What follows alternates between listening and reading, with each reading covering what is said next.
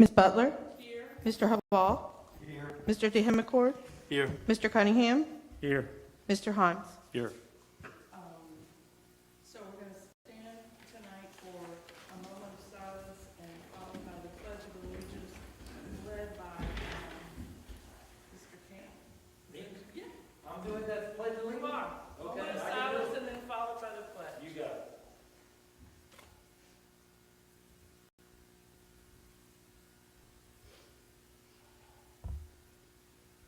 Pledge allegiance to the flag Of the United States of America and to the republic for which it stands, one nation, under God, indivisible, with liberty and justice for all.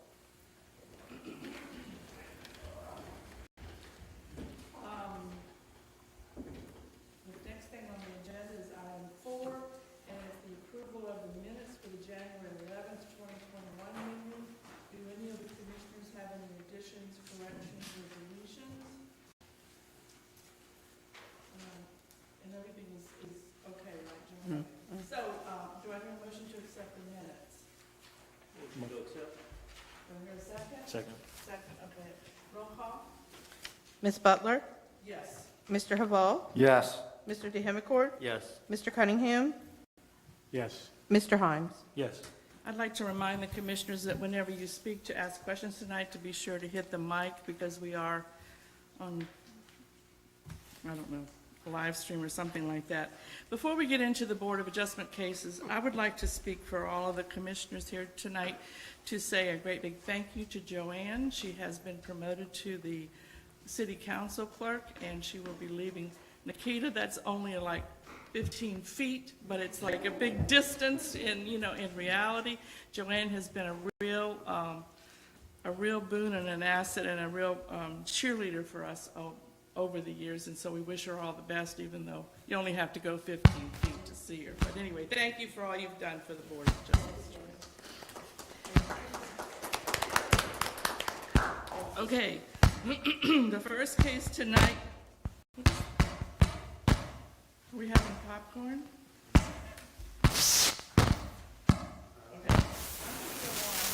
Okay.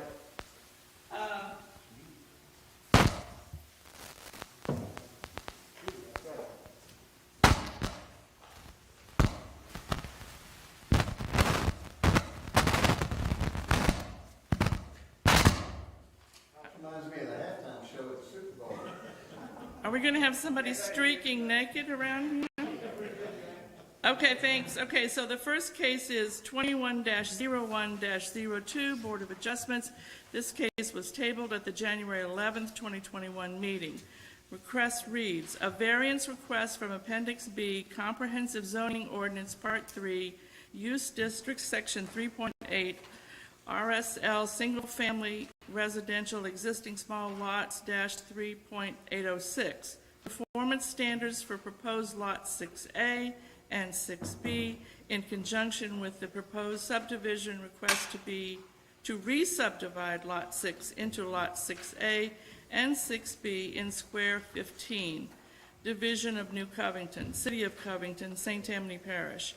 The variance requests are in relationship to setbacks requirements for the two new proposed single-family homes. In addition, a variance request from Part 4, General Provisions, Section 4.5, Supplemental Lot, Yard, and Open Space Regulations, 4 steps and raised landings. This property is located at the corner of North Taylor Street and West 32nd Avenue.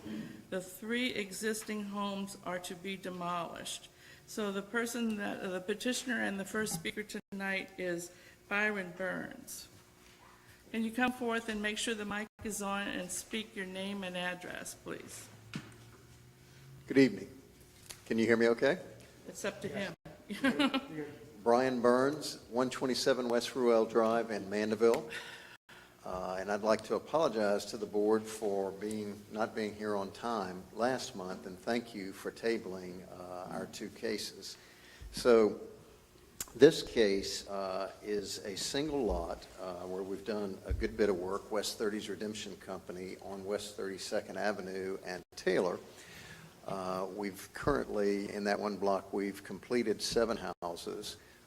We just purchased this property. There are 3 existing houses, 2 of which are blighted, have been boarded up for quite some time. The third one was occupied until very recently, when Miss Lily Mae Byers, who lived there for 58 years, moved into a new house that we built on West 33rd. Her house was literally falling down. She wasn't able to go into her laundry room anymore because the floor had holes in it, and she was afraid she'd fall through. So we are tearing down that one as well. We're going to propose, if our request to re-subdivide the lot into 2 lots is approved, we will replace the 3 existing houses with 2 new 3-bedroom, 2-bath houses that will be just like the 3 that were built on 32nd right next door. The 2 re-subdivided lots that we've requested will have 70-foot depths rather than the required 90-foot minimums, and I believe we have one more variance that we're requesting. The key to that would be the rear lot setback, I believe,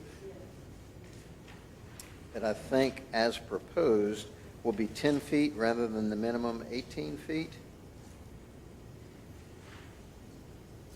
I believe that is it. But with that, I might ask the board to address any questions that you may have. I would ask that, does this directly have any illumination for us before we start asking questions? Not really, but this is kind of a unique situation because you have 3 non-conforming houses on one lot already. So you would, on this one, by granting the variances, you would be actually decreasing the non-conforming. Because none of these 3 conform now, and one of them on the proposed lot line. So this one, you technically would be improving the non-conforming. Commissioners want to start with questions? Am I correct? There are actually 4 variances, right, that pertain to this, just to be 2 clear? on each. Yeah, it looked like the depth of the lot. The depth of the lot, the front yard setback, the rear yard setback. And plus the fact they're asking for 5 feet for the new front yard instead of 4 feet in terms of projecting into the front yard. The steps or stairs. That's correct. So that would be the 4. So 4 feet in the front of the house with the steps that lead to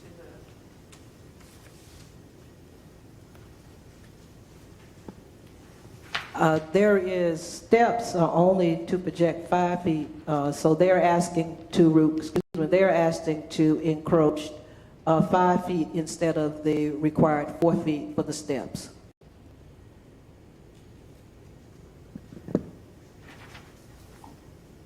Mr. Burns, Ron, you're going to have to swap me if I get off of track here, but when I went to look at this property on a cold Sunday morning, I had an incident, and that incident was that somebody tried to run me off the road, and it was obviously not to my good. That being said, I'm fine, okay? But in the course of that, after I gave some thought, I went back to the property and where that's located, and I understand what you're doing is for the goodness of the park, but really,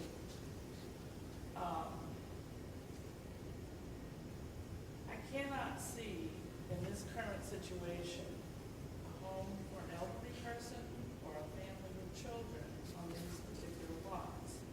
So I went and did a little bit of research. Now, I'm not a lawyer, I'm just saying, but in my research, I read a book called The Color of Law. And it talks about the 13th Amendment. And that amendment, of course, freed the slaves. But it also had the caveats, correct me if I'm wrong, Rod, that you cannot do anything that increases or maintains that sort of thing that was like back in the slavery days. Now, I realize you're building new houses and you've torn down deplorable properties, but still in all, to put those houses there in my heart, it doesn't do anything to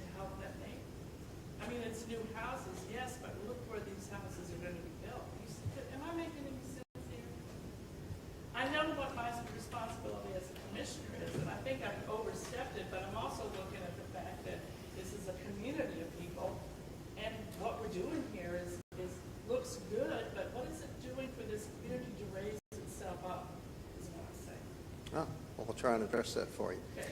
So the two houses next door to the ones that we propose to build have children. The house next door has 4 children. The house on the other side of that has 2 children. The third house away, has 3 elderly persons, one of whom is disabled. My point, I guess, is a significant percentage of the homes that we're providing. To date, we've done 20. All 20 have been to lower income families, and they're all first-time homeowners. The design of our program, Dan, is to try and address multi-generational poverty in families that have resided in the West 30s for a long time. Like Miss Lily May, who paid rent for 58 years, we think she paid for that house 4 times over. And at the end of her lease, she had nothing. And the families in the West 30s essentially have the same situation. And participating in the American dream of home ownership and wealth creation is what we're providing these families, so that subsequent generations hopefully will be able to rise above poverty. And some have condemned the entire West 30s community as being that community. Why would you want to build houses in that community? Well, I think it's wrong to have a universal condemnation of a community. There are 340 homes there that are largely occupied. And there are a lot of families there that are absolutely wonderful families, beautiful people. They are riddled with problems like crime, violence, hunger, desperately poor. You could go on and on and on. But one of the key things that will enable people to improve their lives is the quality of the housing. That's kind of the basic building block. If they can have a stable home environment, particularly if it's something that they care about and love and are proud of and respect, which they do in an owned home, I would argue to you that that is the best thing we could possibly do for the residents in that neighborhood who are renting. 55% of the owners in the West 30s now rent their houses. And we are really the only alternative for those families to have an opportunity to become homeowners. So I would argue the opposite, that it's a wonderful place to put a home that somebody can own and live.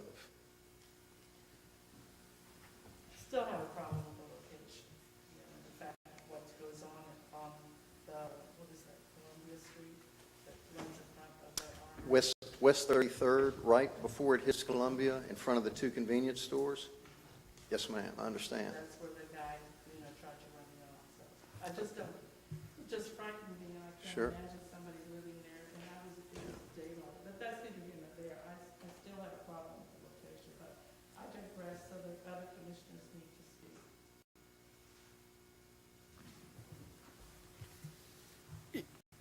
You're going to take this lot, you're going to divide it into 2 lots. Is that because the economics just simply don't support keeping it as 1 lot and building 1 new structure on that 1 lot? I mean, is that what it is the economics? Well, it's not necessarily economically driven. That's part of the equation. But we're actually, I guess in this case, counting the opposite, going from 3 houses to 2 houses. So I don't know that I'd say that it's economically driven, Tom.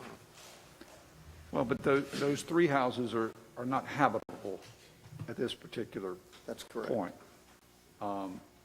And if anybody were to go in there to try to make them habitable, the issue would be, I think we dealt with it last time, right? That you would have an issue with the amount that it costs to repair and rebuild it, and you'd have to be compliant with the existing rules, the existing, right? I mean, Nikita's shaking her head, yes. So I'm just curious, I mean, because it seems like on all of these lots that are being bought out there, they're being subdivided into smaller lots so that structures can be built on them. And I assumed that it was because the economics of that area don't allow for the kind of price points that you would have to sell a single dwelling on that 1 lot. There are a lot of things that go into our formula of how to go about it. I think the primary reason that we've been going through some of these subdivisions is the locations that we've been building in.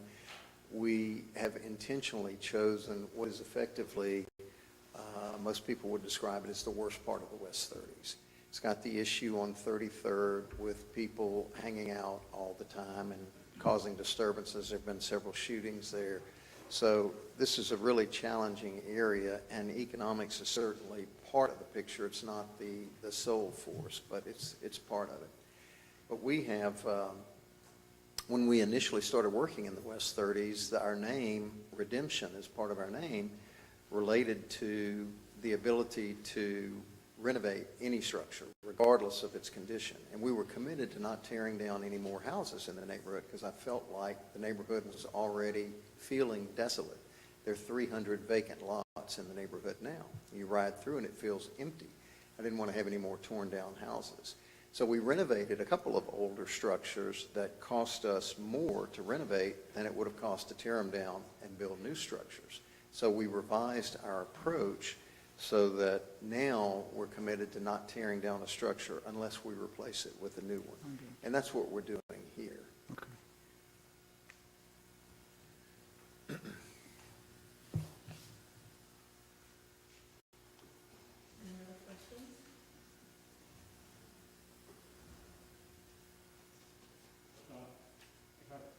If I could just say, I like Rod's explanation about the three non-conforming. I understand, notwithstanding what you're saying, but the fact is that we have these three non-conforming structures, and we're going to have two brand-new structures. Yes, they may be fitting on a lot a little tighter than you would expect, but I think it has something to do with economics as well.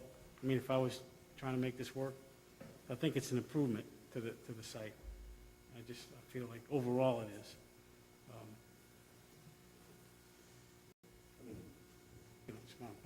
I think at the end of the day, you have three blighted structures. Now you're going to have two brand-new structures. I mean, I think it's the first step of many steps. As far as I'm concerned, I think it's wonderful. Thank you.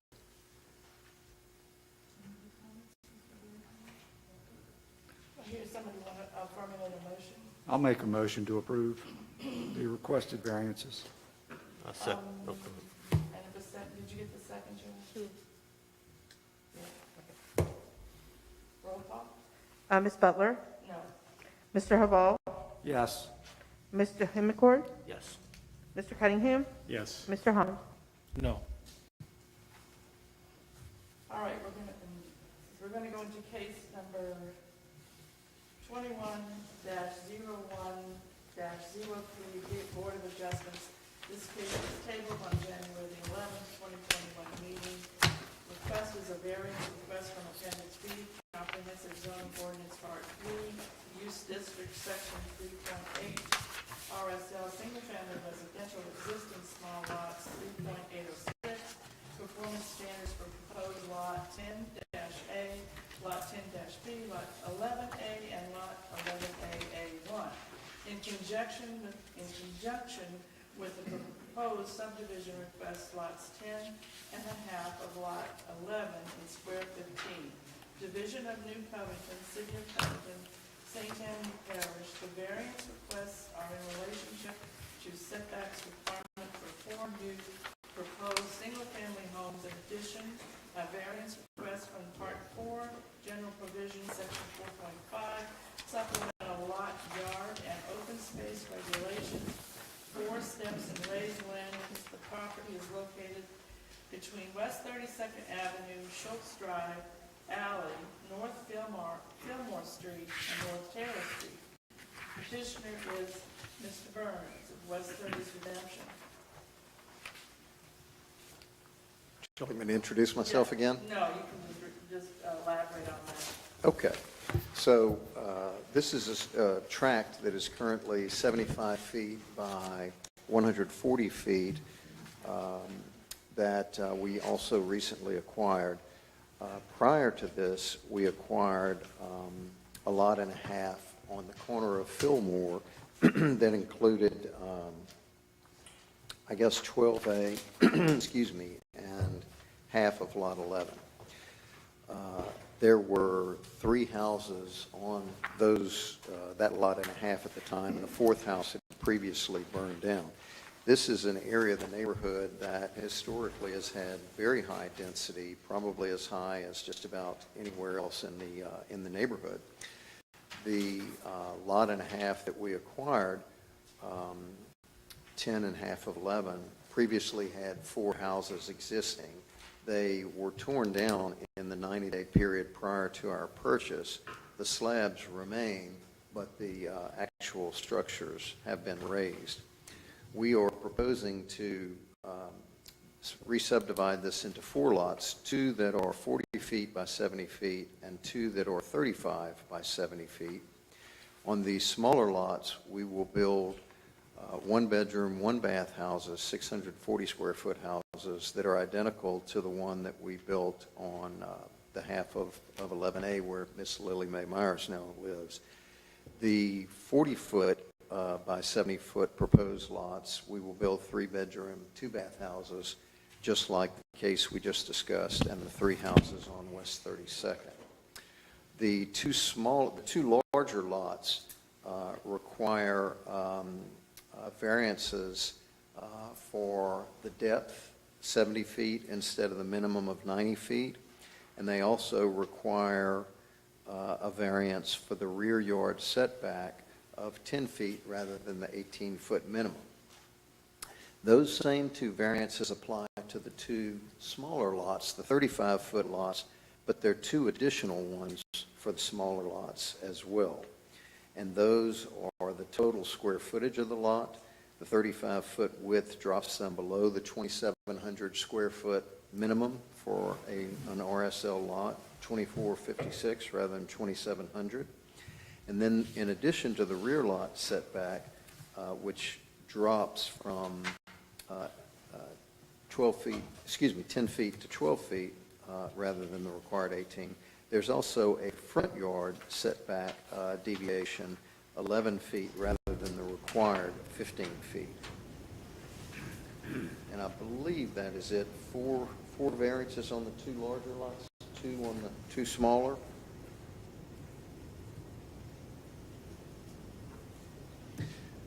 So as Jan had just pointed out,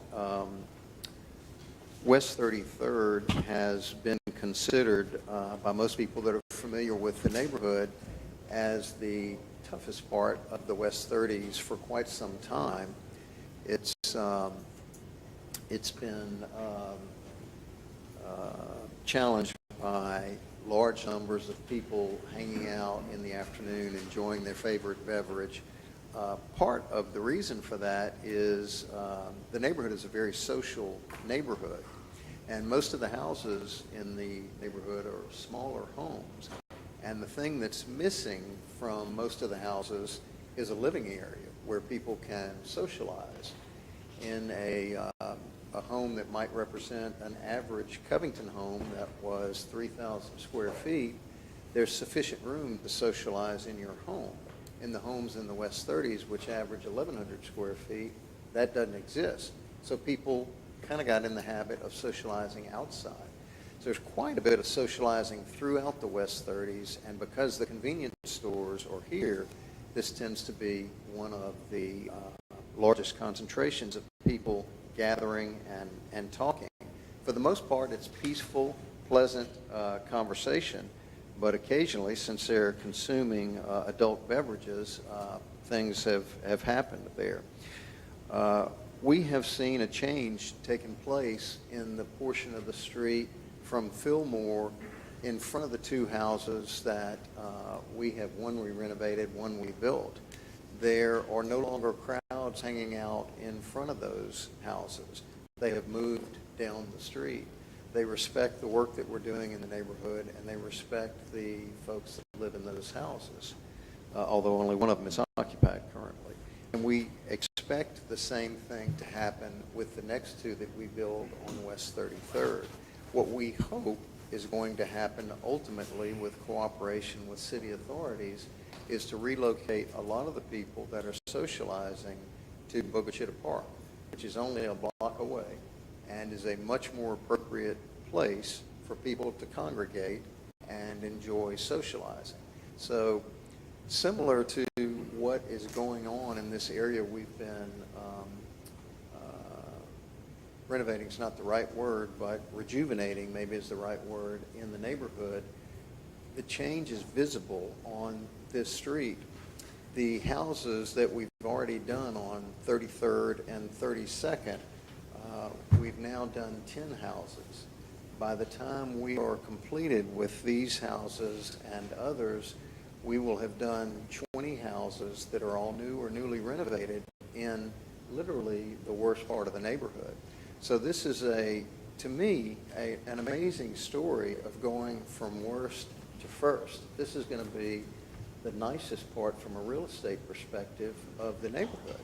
And I think it's going to enable us to address in a very small way some of the societal issues that are challenging the neighborhood at large.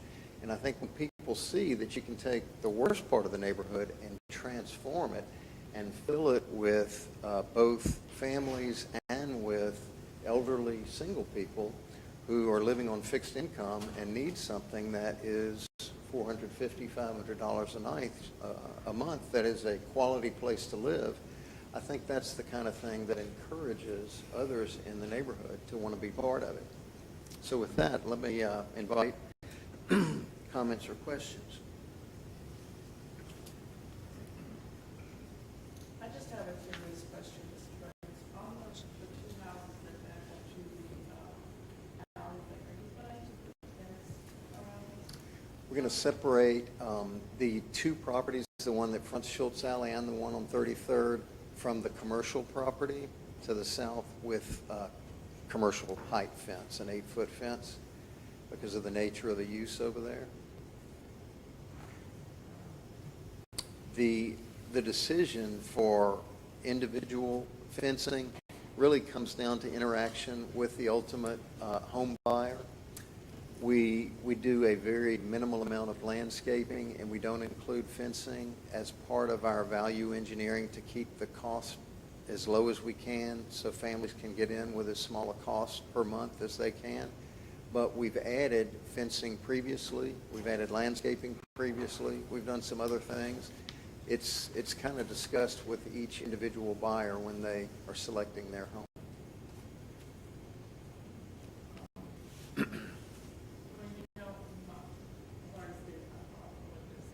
Another thing is you say that for people that would go from Schultz Grocery down to the park in inclement weather or where there's no bathrooms, I think that's a little high in the sky, but too high. So, does any of the commissioners have any questions or comments? I have a question. You mentioned, Mr. Burns, Get your mic, I did. your mic. Oh, okay. The house you said that you built on 11A would be these other houses would be similar in size. What's the square footage of that? That's a 640 square foot, 1 bedroom, 1 bath. And it's actually, I think, our best looking house. It's got a front porch that goes all the way across the front. That's exactly what we're going to build on the two 35-foot lots, which would be lot 10A and 11B. 11B, okay. Each one will be a different color.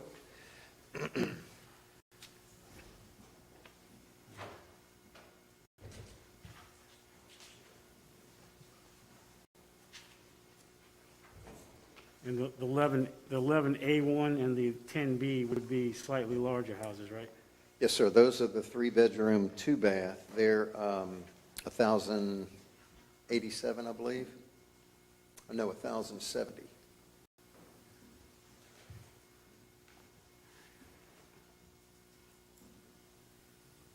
I have a question. How you doing? So can you elaborate a bit more on the rationale to build 2 one-bedroom homes?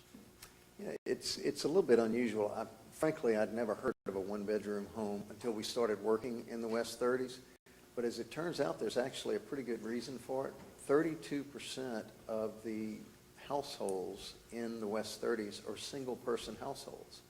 And the vast majority of those are elderly persons whose spouse has passed away or they're no longer there. And the vast majority of those people are living on fixed income, either SSI or SSDI. And very limited income, less than $1,000 a month. And we could build those houses and provide them for a $450 per month all-in cost, including the insurance and taxes. So that affords these elderly persons a really good quality place to live that they can afford. Aside from that, they've got no alternative. Thank you. Any other questions, comments? Is there a motion?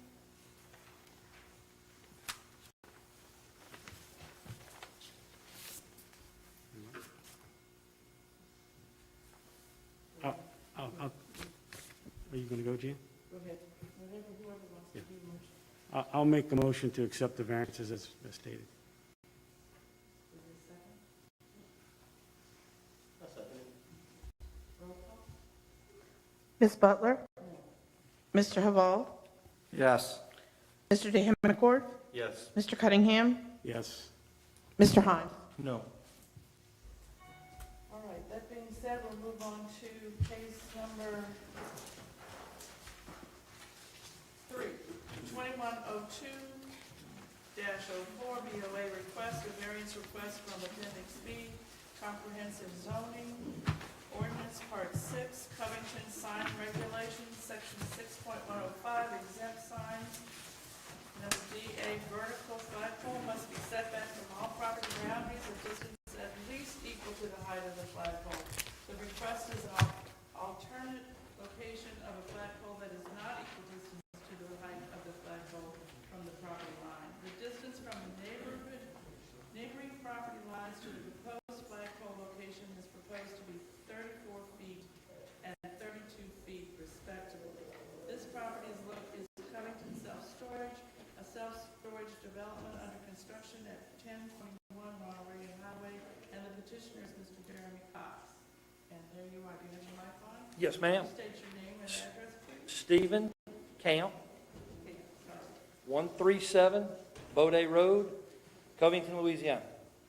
And this is your second appearance. This is my second appearance, but it's for a completely different thing. That's Can you right. Explain it to us so that we can. We are putting a flagpole up. It is 50 feet tall, per the ordinance of commercial property within the city of Covington.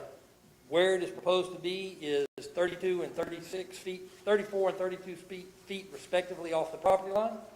So we're looking for an 18 and a 16-foot variance for placement on the property. Questions? Comments?